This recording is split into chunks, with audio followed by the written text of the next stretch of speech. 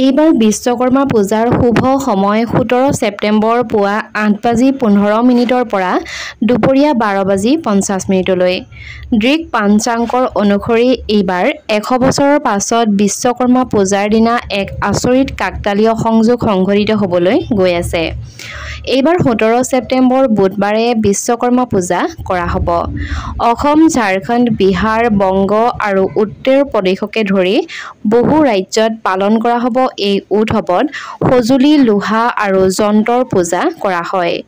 ৰাৱণৰ সোণালী লংকাৰ পৰা আৰম্ভ কৰি ভগৱান শ্ৰীকৃষ্ণৰ দ্বাৰকা নগৰলৈকে সকলো বিশ্বকৰ্মাই নিৰ্মাণ কৰিছিল বুলি বিশ্বাস কৰা হয়।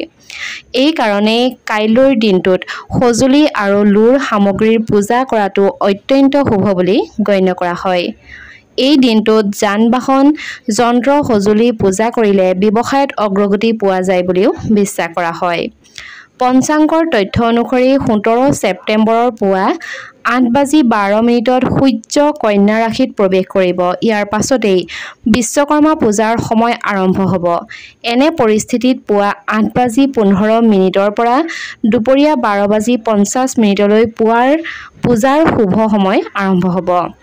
এইবাৰ বিশ্বকৰ্মা পূজাৰ দিনা 100 বছৰৰ মূৰত একেদিনাই অমৃত সিদ্ধি যোগ, সৰ্বত্ৰ সিদ্ধি যোগ, গুৰু পুজ্য যোগ, শিৱ যোগ আৰু একাদশীৰ সংগম হ'ব। এই অন্যান্য যোগে পূজাৰ বহুবিধৰ গুৰুত্ব আৰু ফলাফল বৃদ্ধি কৰিব। বিশ্বকৰ্মা পূজাৰ বিধিসমূহৰ বিষয়ে আপোনালোকক জনাব বিচাৰিছোঁ। পূজাস্থলীত ভগৱান বিশ্বকৰ্মা আৰু ভগৱান বিষ্ণুৰ মূৰ্তি আপোনালোকে স্থাপন কৰিব। সেন্দুৰ, অক্ষত, ফুল, ফল-মূল, মিঠাই, তামোল-পাণ, ধূপ, চাকি, সূত্ৰ, দৈ ইত্যাদি আপোনালোকে ভগৱান বিশ্বকৰ্মালৈ বুলি আগবঢ়াওক। পূজাস্থলীত পানীৰে ভৰা এটা কলহ ৰাখিব। ভগৱান বিশ্বকৰ্মালৈ আপোনালোকে ফুল আগবঢ়াব। তেওঁক তিলক আৰু অক্ষত লগাওক তথা কলহৰ ওপৰত সেন্দুৰ আৰু অক্ষত লগাওক। ইয়াৰ পাছতেই আপোনালোকে ওম সৃষ্টনায়ে সৰ্বসিদ্ধায়ে নমঃ এই মন্ত্ৰভাগ আপোনালোকে উচ্চাৰণ কৰা তথা বিশ্বকৰ্মায় নমো নমঃ তথা ওম বিশ্বকৰ্মায় নমো মন্ত্ৰ জপ কৰি ভগৱান বিশ্বকৰ্মাক প্ৰাৰ্থনা কৰক। ইয়াৰ পাছতেই মেচিন আৰু সঁজুলিটোকো আপোনালোকে তিলক আৰু অক্ষত লগাবলৈ নাপাহৰিব। লগতে ফুলো আগবঢ়াব। ইয়াৰ পাছতেই ভগৱান বিশ্বকৰ্মালৈ বুলি মিঠাই আগবঢ়াওক আৰু সকলোৱে মিলি ভগৱান বিশ্বকৰ্মাৰ আৰতি কৰক। আৰতিৰ পাছত সকলোৱে প্ৰসাদ বিতৰণ কৰক। ব্যৱসায়ত উন্নতি তথা ধন লাভৰ কাৰণে বিশ্বকৰ্মা পূজাৰ দিনা আপোনালোকে কৰক এইকেইটা উপায়।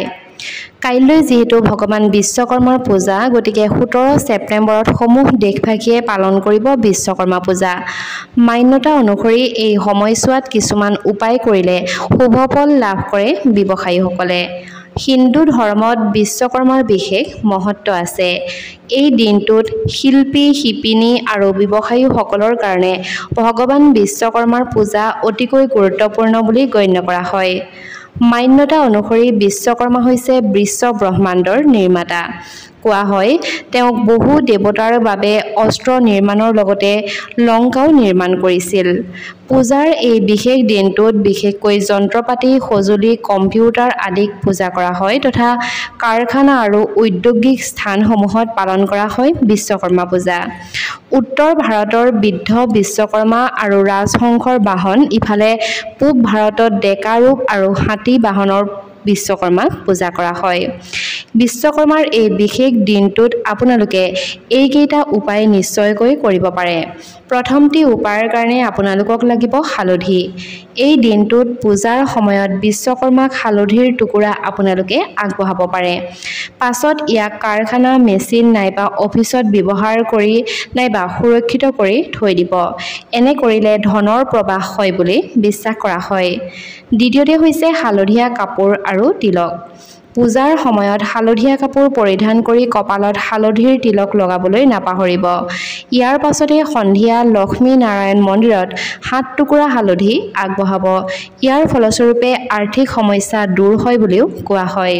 বন্ধু-বান্ধৱীসকল, যদিহে এতিয়ালৈকে এই ভিডিঅ'টি চাই আছে আৰু এতিয়াও লাইক কৰা নাই, তেনেহ'লে নিশ্চয়কৈ আজিৰ এই ভিডিঅ'টোত এটা লাইক কৰাৰ লগতে আপোনাৰ বন্ধুবৰ্গৰ লগত নিশ্চয়কৈ আজিৰ এই ভিডিঅ'টো শ্বেয়াৰ কৰি দিব। তৃতীয়তে হৈছে এই বস্তু আপোনালোকে ভগৱান বিশ্বকৰ্মালৈ বুলি আগবঢ়াওক। বিশ্বকৰ্মা পূজাৰ সময়ত ভগৱানক হালধি, তামোল পাণ, ফুল, সেন্দুৰ ইত্যাদি আগবঢ়াব পাৰে। কোৱা হয় যে ইয়াৰ ফলত আপোনাৰ সকলো বাধা দূৰ হ'ব আৰু ব্যৱসায়ত অগ্ৰগতি হ'ব। অফিচত আপোনালোকে পূজা কৰক। বিশ্বকৰ্মা পূজাৰ দিনা দোকান, কাৰখানা নাইবা কাৰ্যালয় আদিত পুৱা ভালদৰে চাফ-চিকুণ কৰি ল'ব লাগে আৰু তাৰ পাছতেই যন্ত্ৰপাতি, সঁজুলি, কম্পিউটাৰক সঠিকভাৱে পূজা কৰক। পূজাৰ সময়ত বিশ্বকৰ্মাক আপোনালোকে হালধীয়া ফুল আৰু চন্দন আগবঢ়াব পাৰে। এনে কৰিলে উৎপাদনশীলতা বৃদ্ধি পায় বুলিও কোৱা হয়। ইয়াৰ পাছত আপোনালোকে মন্ত্ৰ জপ কৰিব। পূজাৰ সময়ত অতি কমেও 108 বাৰ ওম বিশ্বকৰ্মায়ে নমঃ এই মন্ত্ৰ জপ কৰক। সাধাৰণতে হিন্দু শাস্ত্ৰ অনুসৰি চন্দ্ৰৰ গতিৰ ওপৰত ভিত্তি কৰি তিথি আৰু পূজাৰ সময় নিৰ্ধাৰণ কৰা হয়। কিন্তু সূৰ্যৰ গতিৰ ওপৰত ভিত্তি কৰি বৈদিক দেৱতা বিশ্বকৰ্মা পূজাৰ সঠিক সময় নিৰ্ণয় কৰা হয়। শাস্ত্ৰৰ অনুসৰি বিশ্বকৰ্মা দেৱগুৰু বৃহস্পতিৰ ভগ্নী যোগসিদ্ধি আৰু বাসুপ্ৰসাদৰ পুত্ৰ। এইবাৰ বিশ্বকৰ্মা পূজা 31 ভাদ অৰ্থাৎ 17 ছেপ্টেম্বৰ বুধবাৰে পালন কৰা হ'ব। বিশুদ্ধ সিদ্ধান্ত পঞ্জিকা মতে 31 ভাদত বিশ্বকৰ্মা পূজা আৰম্ভ হয়। একাদশী নিশা 11:40 চলি থাকে। পুৱা 7:04 ভিতৰত হ'ব অমৃত যোগ।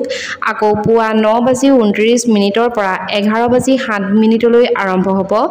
বিয়লি 3:09 পৰা 4:44 সন্ধিয়া 6:22 পৰা নিশা 8:45 দুপৰীয়া 1:32 পৰা 3:09 আৰম্ভ হয় মহেন্দ্ৰ যোগ। নিশা 8:45 পৰা 10 বজালৈ আৰু উত্তম সময় তথা পুণ্যকাল পুৱা 6:07 পৰা দুপৰীয়া 12:15 পৰ্যন্ত আৰু মহাপুণ্যকাল 6:07 পৰা পুৱা 8:10 পূজা আৰম্ভণিৰ শুভ সময় হ'ব পুৱা 7:30 বজাৰ পৰা আৰু সমাপ্তি হ'ব 4:30